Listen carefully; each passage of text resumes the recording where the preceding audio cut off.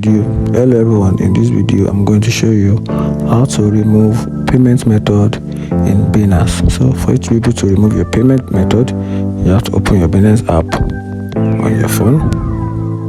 Then from there you tap at the Binance app logo, which is at the top. You tap on it, then you tap on this settings icon, which is the gear button. Then you scroll down a little.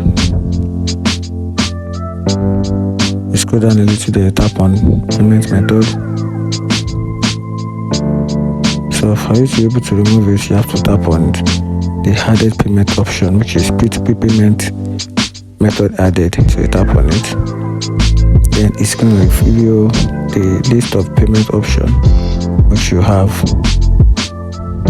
added to your Binance app. So just tap on this icon right here for you to be able to remove it.